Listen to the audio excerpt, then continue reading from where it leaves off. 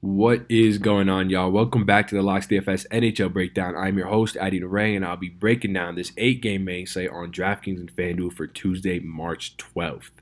But before I get into that, though, if you guys could go ahead and leave a like and comment on this video, not only would it mean a lot as far as gaining more eyes and traction on this video, but you'll be entered into winning our free season pass giveaway. As always, we run the same giveaway every single week where we like to give back to our most active viewers, watchers, members, and we just like to give a little thank you to those who leave positive comments, leave likes on our videos, mine and Taylor's as well. So go ahead and do that to be entered into that giveaway. And with that being said, let's get into this 8-game slate.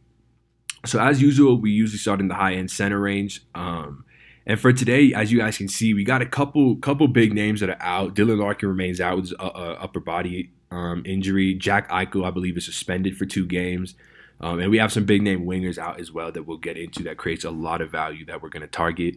But since this high price center range is a little bit more condensed today, my top option is going to be Sidney Crosby. He's got a matchup versus a Washington Capitals team that we've targeted for a while now, ranking in the bottom 5 in expected goals against per 60 for the vast majority of the season. They've been slightly better defensively in recent weeks. They've jumped up to 15th in high danger chances against per 60 over the last 10 games, which is certainly a big improvement over where they were when we were targeting them just about a week ago when they were ranking in the bottom 5. So a slight improvement defensively, but they're going to Pittsburgh to play in a big game versus their rivals. And it feels like this game sort of always brings out the best in Crosby and Ovechkin. So I certainly think a game stack for this game is warranted in GPPs, but just as far as my high price center goes, Sidney Crosby will be the guy for me. But scrolling down, so I mentioned that Jack Eichel injury, and that actually opened up a fair amount of value on the Buffalo side of things.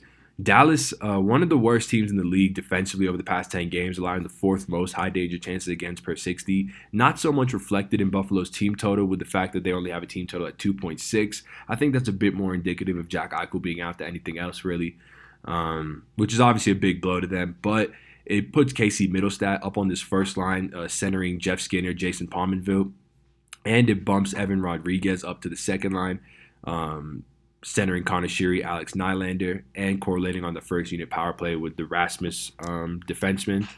But Casey Middlestat on the second unit power play with Skinner and Brandon Montour. Not a guy that's going to shoot the puck too much. I Corsi 4 per 60, just a little bit above 12, which certainly isn't bad. And you're going to get an increased minutes workload from him at 2.7K. If he's going to skate 15 minutes at 5v5, 2 minutes on the power play, give you 17 minutes time on ice, I think you just sort of have to play him at that price range. And it lets you pay up for some other guys like at winger. Obviously, my favorite option at winger is Alex Ovechkin. I'm not going to talk too much about him because you guys all know he's the highest I Corsi 4 per 60 player in the league today. On today's slate, I should say.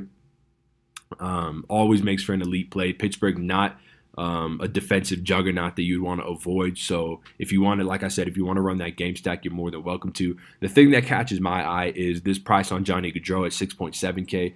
As you guys can see, Calgary projected for a monster team total, the highest on the slate at 4.1. And it just makes a ton of sense when you see Calgary going up against a New Jersey team that is defensively inept, and they're sort of just taking the LA Kings approach to hockey as far as just playing slow, trying to play boring, trying to limit as many high danger chances as they can. But talent-wise, they're just so outnumbered that eventually the goals are going to start regressing back to how they should be, which is a bunch of goals we scored against New Jersey. So love Johnny Gaudreau, love Calgary at home. That entire Calgary one line with Gaudreau, Lindholm, and Monahan is just too cheap on DraftKings.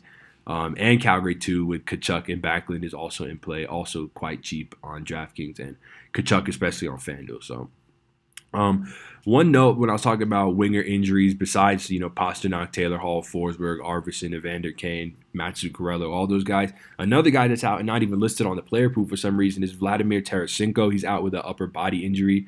And that opens up a role for a couple guys. The first guy opens up a role for is Jaden Schwartz. He's listed at 4.4K on DraftKings, and if I can pull it up, he's on the second line with Tyler Bozak and Pat Maroon, but he's getting that first unit power play run.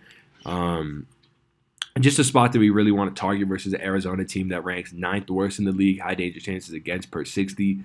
I love both these St. Louis lines, and they're fairly even now with Tarasenko out that I think you could target either one of them. And they probably come in at around a similar price range. I think Ryan O'Reilly might make that first line a bit more expensive, but the winger that got the promotion is Robert Thomas in Vladimir Tarasenko's spot. He's 2.8K on DraftKings. Creates a ton of leverage for you to spend up in other places like defense where there's not as much value. So I love playing him here on this first line, and he correlates as well on the second unit power play with Vince Dunn, Colton Parayko. So a great spot to be as that net front guy. So I think getting him at 2.8, Middlestat at 2.7 opens up a lot of value for you guys. Moving on to defense, though. So as I was kind of alluding to earlier, it's kind of striking me as a pay up for defense kind of day. Just when you dig around in this low price range, there's just not too much to be in love with. But in the high price range, there's a couple guys I really like. Starting with Brent Burns. I know he let us down a bit yesterday versus Minnesota, a team that gives up a lot of shots from the point.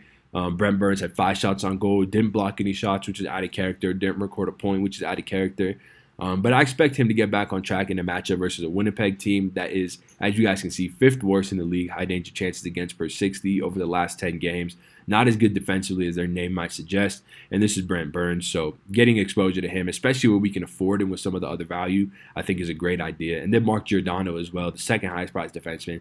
And I think getting exposure to him as well is great value because there's just not too many guys that you can say on this slate are going to give you that elite floor that these guys will give you at any position. So I'm a fan of locking in those floors. Today, if you do want to pay down, though, a guy that just remains underpriced is Zach Werenski. I recommended him yesterday, and while Columbus wasn't able to crack the score sheet, he still skated 26 minutes and still put up 2.5 fantasy points, which for his price is exceeding value. And he did that just on shots on goal and block shots. So if he records a point, yes, it's a tough matchup versus Boston. Sure, Columbus is on a back-to-back, could get shut out again, but it's encouraging that they're getting some reverse line movement. 22% of the bets on them, yet they move from -100 to -105. Both teams implied for around a team total of 3. So should be a game where we see a few goals, and I think Werenski is definitely a good value piece to add to that game. So moving on to goalie. As always, I don't really talk too much about goalie. Just a reminder that for anyone who's new to these videos, you just want to correlate your goalie with your skaters so that if your players do well, record goals and assists and do well, then hopefully your goalie gets the win as well. So with that all being said, guys, thank you so much for checking out this video. Remember to like and comment to be entered into that giveaway. I hope you guys win a ton of money tonight, and I will see y'all tomorrow. Peace.